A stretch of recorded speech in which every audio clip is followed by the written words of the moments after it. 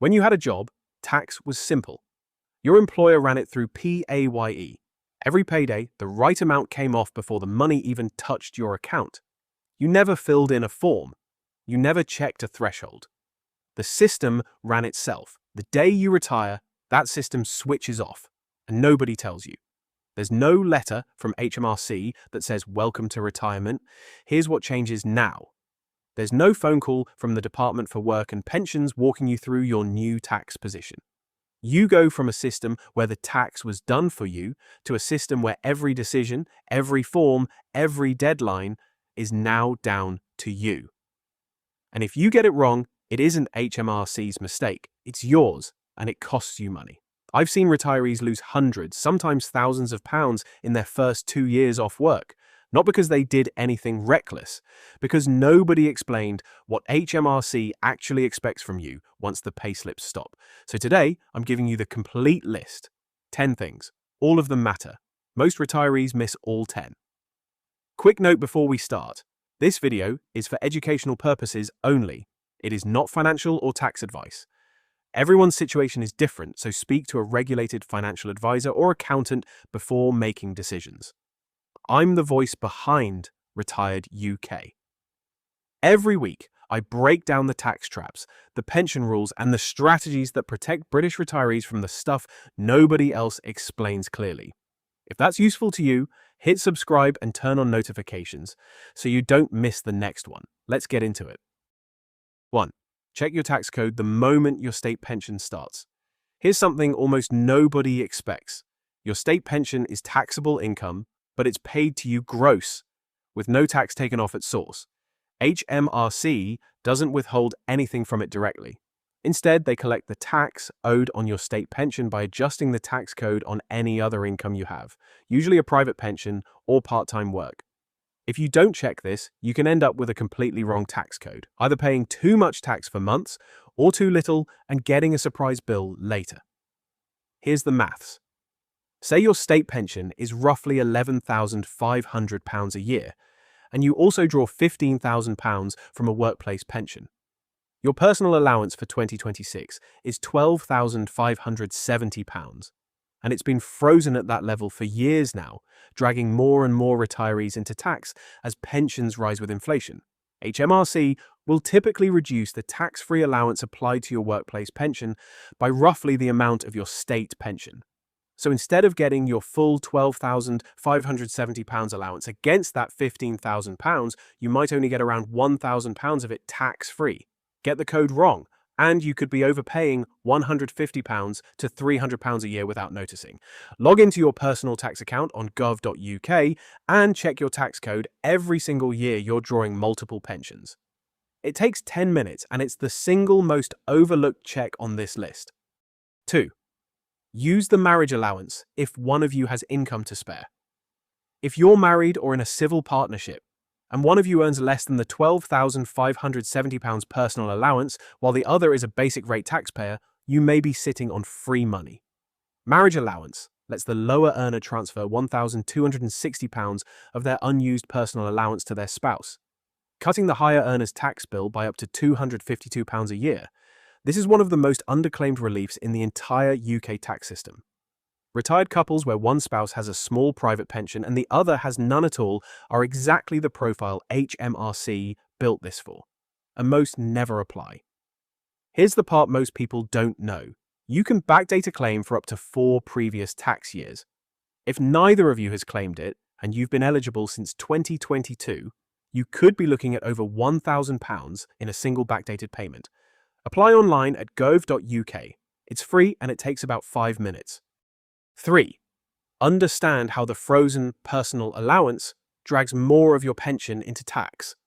Since 2021, the personal allowance has been frozen at £12,570, and the freeze is set to run through to at least 2028.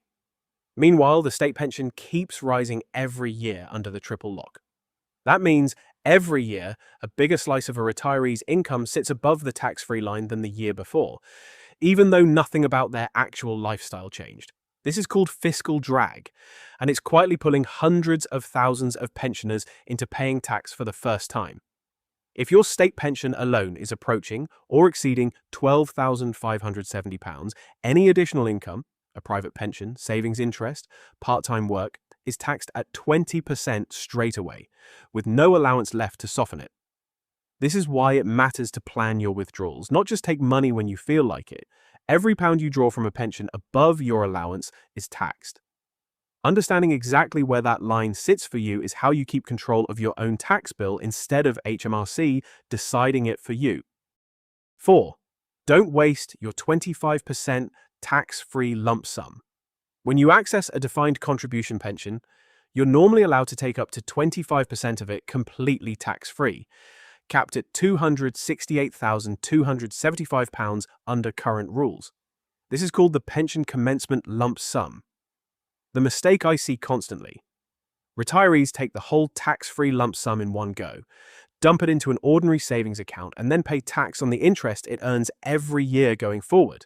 Interest that would have grown tax-free if it had stayed inside the pension wrapper.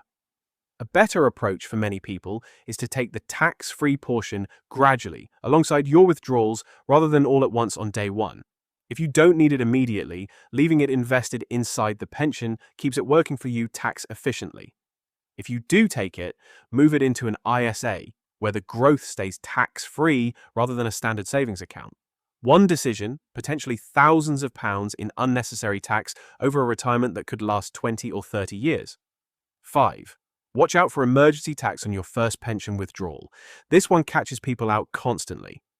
The first time you flexibly access a pension, HMRC's system often applies what's called a month one emergency tax code. Instead of spreading your tax-free allowance across the year, it assumes you'll take that same amount every month for the rest of the tax year, and taxes you as if you're about to receive 12 times that withdrawal. Here's what that looks like in practice. Say you withdraw £12,000 from your pension in one go. Under emergency tax, HMRC might tax you as though you're getting £12,000 every month, £144,000 a year, pushing you into higher tax brackets you were never actually going to reach. People have had 30%, even 40% of a withdrawal taken in tax on the spot, when they should have paid closer to 10 or 15%. The fix: you can claim the overpaid tax back immediately using Form P55, P53Z, or P50Z, depending on your situation, rather than waiting until the following April for HMRC to sort it automatically. Most people don't know these forms exist, so they leave HMRC holding their money interest-free for months. 6. Use your ISA allowance every single year. Every tax year, you get a £20,000 ISA allowance. Anything inside an ISA, cash or stocks and shares, grows completely free of income tax and capital gains tax for life. It's one of the few genuinely unlimited duration tax shelters left in the UK system. The mistake retirees make is leaving large sums sitting in ordinary savings accounts, where interest above your personal savings allowance, £1,000 for basic rate taxpayers, just £500 for higher rate, gets taxed every year. With savings rates where they've been, it doesn't take a huge pot to breach that allowance. If you've got money outside a pension that you don't need immediately, moving it into an ISA up to £20,000 a year per person, £40,000 for a couple, shelters it permanently. Miss the allowance in a tax year and it's gone. It doesn't roll over. Use it or lose it every single April. 7. Know that your pension may now count towards inheritance tax. This is the single biggest recent change retirees need to understand. From April 2027, most unused pension funds and death benefits will be brought into the value of your estate for inheritance tax purposes. For decades, pensions sat outside IHT entirely, making them one of the best ways to pass on wealth. That's changing. The standard nil rate band is £325,000, plus a residence nil rate band of up to £175,000 if you're passing a home to direct descendants, so a lot of estates still fall under the threshold. But once you add an unused pension pot on top of a house and savings, many more families are going to tip over that line and face a 40% tax on the excess. This changes the order in which many people should be drawing down their money in retirement.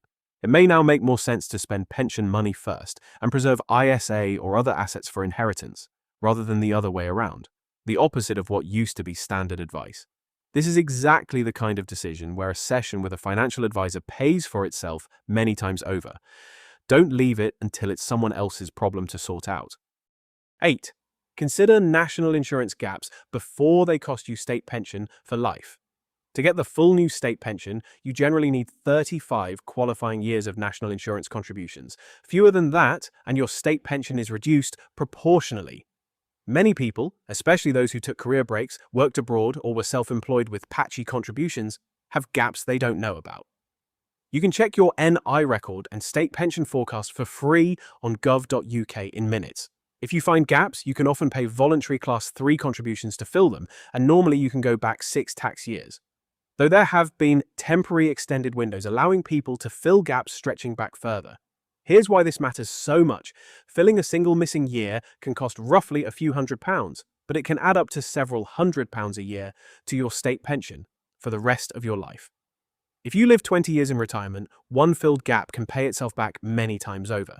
This is one of the highest return, lowest risk moves in this entire list, and almost nobody checks it before it's too late to act. 9. Keep your address updated and open every HMRC letter immediately. If you moved house around retirement, make sure HMRC and the DWP both have your current address.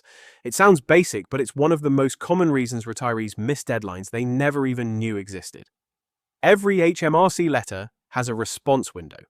Miss it, and you can lose your right to query, appeal, or correct something before it becomes a formal debt.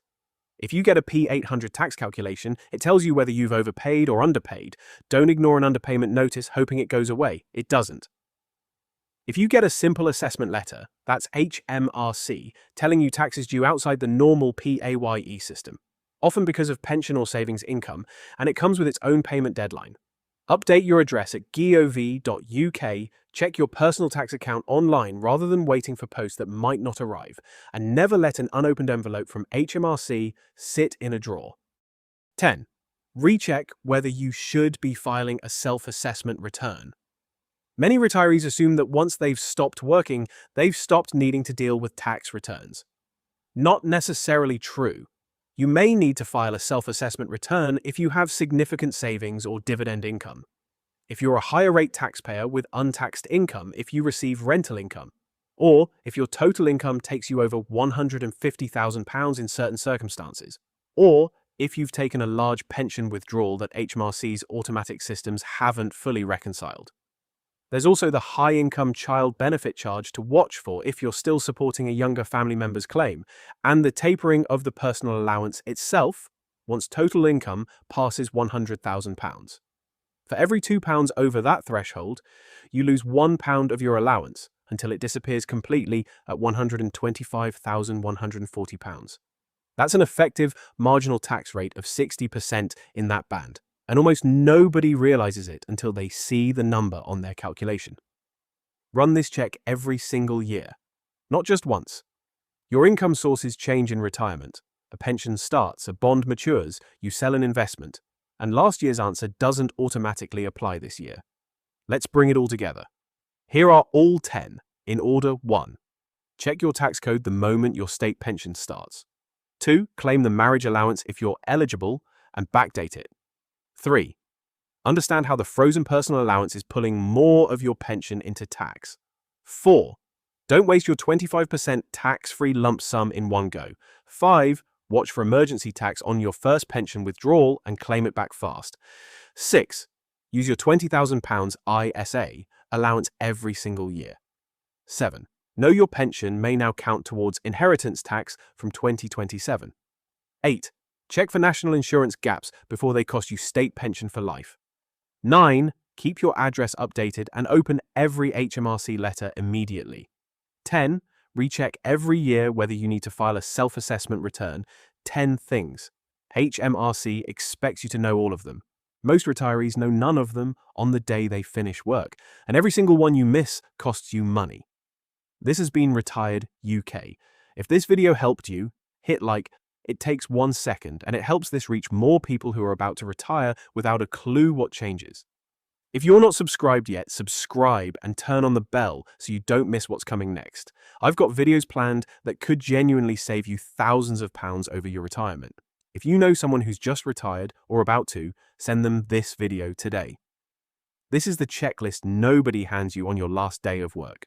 Drop a comment and tell me, which of these 10 didn't you know about? I read every single one, and the most common answers become the next video. See you in the next one.